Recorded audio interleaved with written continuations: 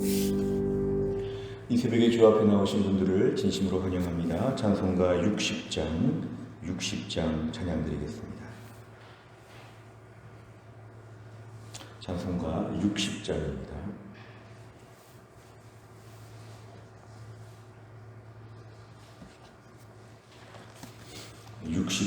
찬양 드리겠습니다. 영혼의 빈 예수님 가까이 비춰주시고 이 세상 구름 일어나 가리지 않게 하소서. 이 눈에 단잠 오기 전 고요히 주를 그리며 구주의 품에 안기니 한없이 평안합니다.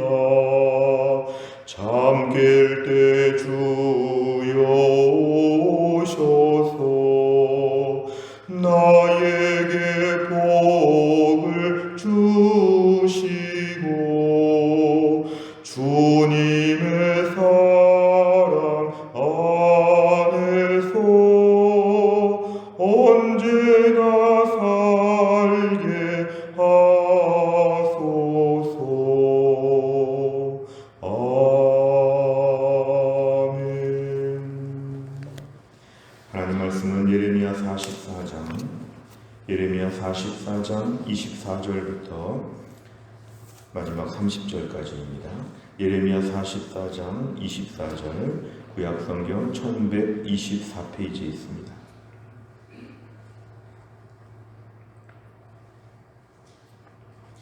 예레미야 44장 24절부터 30절까지의 말씀을 저 한 절씩 교독하겠습니다. 제가 24절 읽겠습니다. 예레미야가 다시 모든 백성과 모든 여인에게 말하되 애굽 땅에서 사는 모든 유다 사람이여 여호와의 말씀을 들으라. 만군의 여호와 이스라엘의 하나님께서 이와 같이 말씀하시되 너희와 너희 아내들이 입으로 말하고 손으로 이루려 하여 이르기를 우리가 소원한 대로 반드시 이행하여 하늘의 여왕에게 분향하고 전제를 드리리라 하였은즉 너희 소원을 성취하며 너희 소원을 이행하라 하시느니라.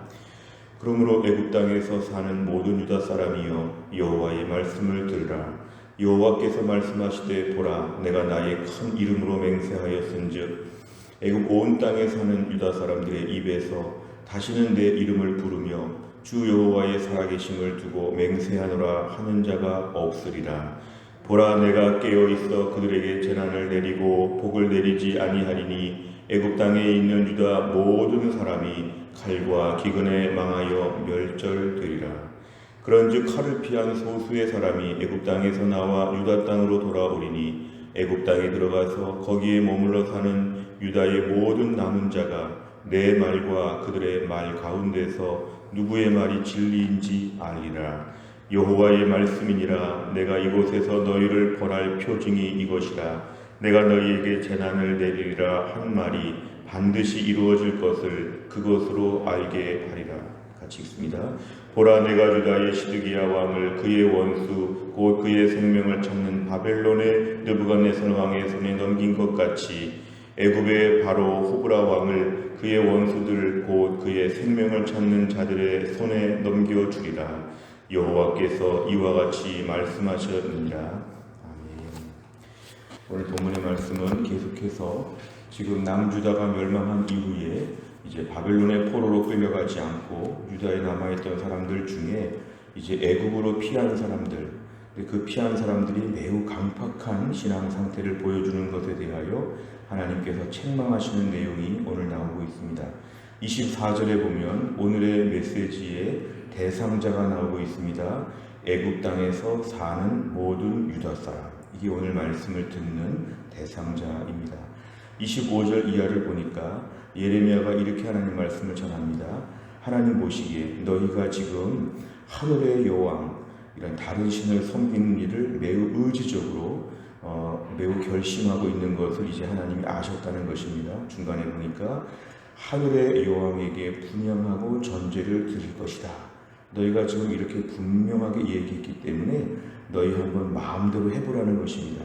너희 소원을 성취하며 너희 소원을 한번 이행해보라. 너희 그렇게 의지적으로 다른 신 믿겠다고 했으니까 한번 그렇게 해보라. 하나님께서 이렇게 말씀하십니다. 이건 이제 아무 소망이 없는 것처럼 하나님이 단념하시는 것처럼 보입니다. 매우 무서운 심판의 경고입니다. 너 그렇게 마음껏 불순종하겠다고 결심했으니까 한번 마음껏 그렇게 한번 해봐라. 하나님이 지금 그렇게 말씀하시는 겁니다. 26절에 보면은 그런데 그렇기 때문에 너희 안에서 하나님께서 벌을 내리셔서 다시는 내 이름을 부르며 주 여호와의 살아계심을 두고 맹세하노라 하는 자가 없으리라. 그렇게 불신앙을 작정하니까 앞으로는 다 불신앙으로 살게 된다. 너희가 그렇게 결심하고 일부러 하나님을 떠나려고 하면 그렇게 된다. 이렇게 지금 말씀하십니다. 27절에 보니까 보라 내가 깨어있어.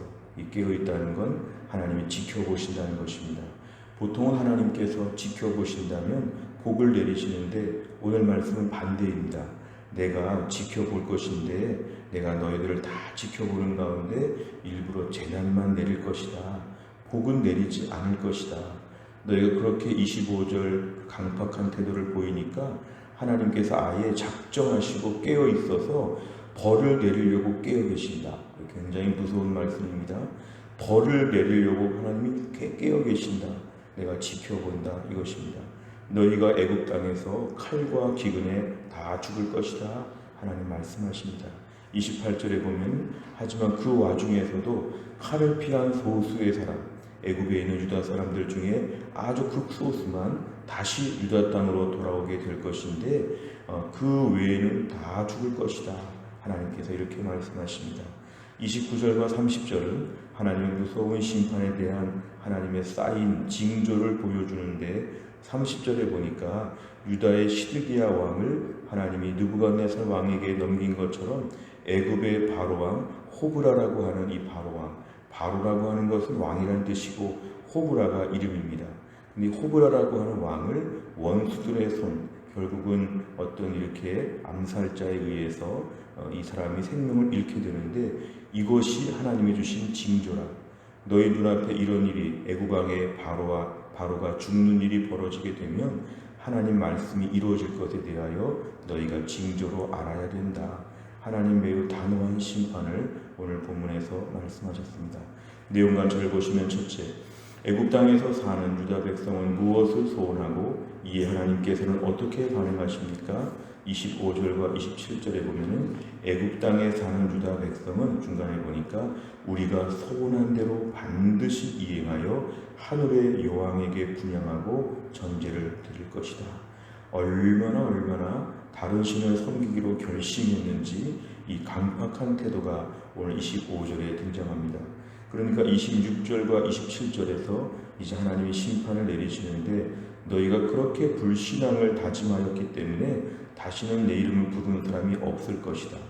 그리고 내가 깨어서 너희에게 재난만 내리고 복은 절대로 주지 않을 것이다. 하나님께서 단호한 심판, 하나님께서 말씀하셨습니다. 두 번째를 보면 하나님께서는 유다 백성을 벌하실 표징으로 어떤 일을 일으키겠다고 하십니까?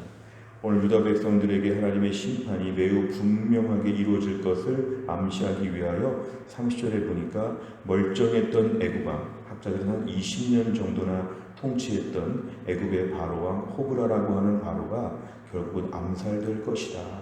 이 사람이 지금 갑자기 이렇게 죽게 될 것이다. 이런 일을 보면 하나님의 일하심을 너희가 두려움으로 기다려야 된다. 징조가 있을 것이다. 이렇게 말씀하십니다. 세 번째를 보면 하나님께서는 왜 호브라의 죽음을 유다 백성에게 임할 심판의 표징으로 삼으십니까? 호브라, 당시 애굽의 바로는 거의 신적인 위치에 있었기 때문에 정말 절대로 누가 건드리지 못할 것이다. 이러한 그런 신념이 있었습니다. 그런데 그 호브라 왕이 이렇게 죽는 것을 본다는 것은 하나님이 일하시면 멀쩡한 왕도 죽는다. 하나님이 일하시면 천지의 모든 것은 다 쉽게 망가지고 없어진다. 하나님의 권력, 하나님의 주권 이런 것들을 지금 보여주시는 것입니다. 남유다 백성들이 지금 애굽에 가서 얼마나 영적으로 타락하고 부패했는지 하나님께서는 오늘 보여주시는 것이죠. 지금의 멀쩡한 모습이 아니다. 언제라도 망할 수 있다. 우리 인생 굉장히 튼튼해 보이지만 언제든지 망할 수 있다. 그렇다면 하나님 앞에 돌아오라 이것입니다. 우리가 오늘 전체적으로 말씀을 볼 때에 오늘 말씀은 좀 하나님의 심판과 징계라고 볼 수 있지만 이 말씀을 굳이 왜 하실까요? 이런 말 듣고 정신 차려라, 돌아와라. 부모가 자녀를 훈육하듯이 이런 얘기 안 하시고 그냥 벌하시면 될 텐데 이런 얘기를 낱낱이 하시는 이유는 뭐냐면 그러니까 이런 것들을 보면서 애굽왕 바로가 죽는 것도 보면서 하나님 말씀을 두려움으로 깨닫고 돌아오라. 오늘 말씀은 그래서 굉장히 무서운 말씀이라기보다는 하나님의 애끓는 심정을 보여주는 것입니다. 그러니까 돌아오라. 이게 오늘 본문의 행간의 의미입니다. 네 번째를 보면 하나님 대신 의지하는 것들은 결국 무너지게 되는 것을 보며 무엇을 느낍니까? 결국 오늘 애굽 왕의 이 호브라 왕이 죽는 것을 보면 당장의 유다 백성들에게 잘해주는 것처럼 보여도 다 이 사람도 죽게 된다. 세상에서 우리가 의지할 만한 사람도 없고 의지할 만한 권력도 없고 의지할 만한 내 모든 것 하나도 없다는 것입니다. 결국 이런 것들 의지하느라고 하나님을 별로 인정하지 않고 하나님께 의지하지 않는 100% 하나님 의지해야 되는데 일정 부분 지분을 나눠서 건강도 의지하고 재산도 의지하고 주변 사람들도 의지하고 이렇게 자꾸 지분을 나누지 말라는 것입니다. 100% 하나님이 전권을 갖고 계신다는 걸 인정해야 되는데 우리 자신은 과연 하나님께 전권을 의지하고 있는가? 우리 자신은 다른 것들도 조금 붙잡고 있지 않은가? 내 인생의 애굽은 무엇이며 내 인생의 호브라 왕은 누구인가? 그것들 아무것도 아니라는 것입니다. 하나님이 주관하여 주신다. 나는 과연 하나님을 얼마나 의지하며 사는가? 하나님을 의지하는 것, 하나님이라고 우리가 분명히 고백을 한다면 어떻게 그걸 증거하고 있는가? 이런 부분에 있어서 우리가 오늘 돌아보아야 합니다. 시간과 물질로 우리의 믿음은 드러납니다. 시간을 쓰고 물질을 쓰면 하나님 앞에 내 믿음을 증명할 수 있고 시간과 물질을 아까워하면 아직도 하나님을 의지하는 것이 아닙니다. 오늘 말씀 앞에서 나의 최근의 시간 사용, 물질 사용에 있어서 하나님을 의지하는 걸 하나님께 더 보여드려야 됩니다. 마음으로 가지고 있다고 볼 게 아니라 겉으로 표현해야 됩니다. 오늘 말씀 앞에서는 하나님 앞에 단호하게 결단해야 됩니다. 저는 하나님밖에 없습니다. 다섯 번째를 보면 내가 어려울 때 하나님 대신 피난처로 삼았던 것이 있다면 무엇입니까? 언젠가는 무너질 세상 것이 아니라 하나님만을 유일한 피난처로 삼기 위해 무엇을 결단하겠습니까? 오늘 말씀 앞에서 오늘부터 이제 결심하면 됩니다. 어제까지의 우리의 불순종을 후회하는 것으로만 아침을 큐티하면 안 되고 오늘부터 하나님 이제 시작하겠습니다. 오늘부터 하나님만 의지합니다. 오늘 하루의 시간표, 하루의 물질 사용표, 하나님 의지하는 것 보십시오. 이렇게 하나님을 의지하고 있습니다. 이렇게 우리가 믿음을 고백하게 되면 하나님만이 우리의 유일한 도움이신 것을 우리가 또 경험하게 될 것입니다.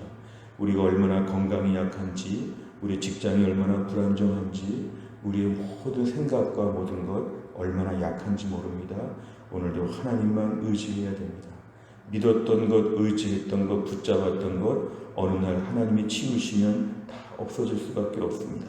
은혜의 하루살이 매일매일 식량을 배급받는 것처럼 하나님의 은혜를 배급받지 않으면 오늘 견딜 수가 없습니다. 하루치 돈이 필요하듯이 하루치 은혜가 필요합니다. 오늘도 우린 하나님, 제가 하나님만 의지하는 것 아시지 않습니까? 이렇게 하나님 앞에서 의지하는데 하나님 꼭 도와주셔야겠습니다. 매달리고 엎드리게 될 때 하나님께서 오늘도 우리에게 풍성한 것으로 채워주실 것입니다. 28절에 보면은 소수의 사람만이 하나님을 의지하고 하나님께 순종하며 결국은 복을 받아 하나님의 말씀을 증명한다고 했습니다. 오늘 세상에 많은 사람들 또 코로나 때 많은 성도들이 넘어지고 약해지는 가운데 믿음의 소수가 되어야 합니다. 구별되게 의지적으로 믿음을 결단하면 하나님 우리를 실망시키지 않으실 것입니다. 내가 의지하는 하나님께서 나를 반드시 붙잡아 주실 것입니다. 오늘도 하나님 편으로 결단하고 하나님의 은혜를 체험하는 귀한 날 될 수 있기를 주의 이름으로 축원합니다. 기도하겠습니다. 하나님 아버지 감사합니다. 오늘도 하나님께서 이 새벽에 저희를 깨우시고 주 앞에 나와 하루의 첫 시간을 바치며 하나님께 찬양하고 말씀 듣고 기도할 수 있도록 귀한 시간 주신 것 감사합니다. 코로나로 말미암아 많은 것이 제한되어 있지만 오히려 이럴 때 개인 경건의 시간에 은혜를 주사 이렇게 매일 성경, 매일 기도로 주 앞에 나오게 하여 주심을 감사합니다. 주님, 이러한 믿음으로 평생 달려가게 하여 주시고 예배 잘 드리고 경건생활 열심히 하는 가운데 매일 하나님께 은혜를 누리며 하늘의 복을 받으며 살 수 있도록 인도하여 주옵소서. 오늘의 말씀 앞에서 애굽 땅에 피난 갔던 모든 유다 백성들이 얼마나 강팍한 마음으로 이렇게 불순종을 결단하고 서운하는 걸 볼 때 얼마나 이들의 심령이 부패하고 패역한지 모릅니다. 하나님 아버지, 어려울 때 하나님이 아니라 다른 것을 의지하겠다고 이렇게 큰 소리치며 서운하는 사람들을 보면서 혹시나 오늘날 우리들도 이런 마음이 있지 않은가 돌아봅니다. 어려울 때 하나님만 더 전적으로 의지하는 믿음의 사람 되게 하여 주옵소서. 내가 의지했던 모든 것들이 얼마나 부실한지, 얼마나 실망시키는지, 얼마나 아무것도 아닌 것인지를 우리가 알게 하여 주시고 모든 것을 다 모아서 우리의 지분을 100% 하나님께만 두게 하여 주시고 하나님만이 내 인생의 유일한 반석이시오, 내 인생의 유일한 산성이시고 내 인생의 유일한 의지처가 된다는 것을 고백하며 오늘도 믿음으로 결단할 수 있도록 은혜를 베풀어 주옵소서. 하나님 아버지, 무엇보다 우리 가운데 몸이 연약한 분들을 불쌍히 여겨 주옵소서. 연로하신 분들을 비롯하여서 최근에 몸이 아파서 고생하는 분들, 또 수술을 앞에 놓고 하나님께 의지하는 분들 하나님이 고쳐주시기를 간절히 원합니다. 몸이 불편하여 마음이 약해지고 마음이 약해져서 믿음이 약해지지 않도록 하나님이 함께하여 주시고 약할 때 우리의 의지처를 더 분명하게 결단하는 믿음의 계기가 되게 하여 주시고 무엇보다 합력하여 선을 이루시는 하나님이 우리 연약한 몸을 고치시고 우리의 보잘것없는 초라한 육신 가운데 오늘도 질그릇 가운데 베풀어 주시는 하늘의 보배를 담을 수 있도록 한날을 축복하여 주옵소서. 한날의 일정을 주님께 의지하오며 예수님의 이름으로 기도하옵나이다. 아멘. 매주 금요일마다 우리가 기도하는 100대 기도 제목은 다락방 예배 전도회 새가족을 위해 기도합니다. 71번부터 84번까지 오늘 아침 꼭 기도해 주시기를 바랍니다. 주기도문 하겠습니다. 하늘에 계신 우리 아버지여, 이름이 거룩히 여김을 받으시오며 나라 임하옵시며 뜻이 하늘에서 이룬 것 같이 땅에서도 이루어지이다. 오늘날 우리에게 일용할 양식을 주옵시고 우리가 우리에게 죄 지은 자를 사하여 준 것 같이 우리 죄를 사하여 주옵시고 우리를 시험에 들게 하지 마옵시고 다만 악에서 구하옵소서. 대개 나라와 권세와 영광이 아버지께 영원히 있사옵나이다. 아멘.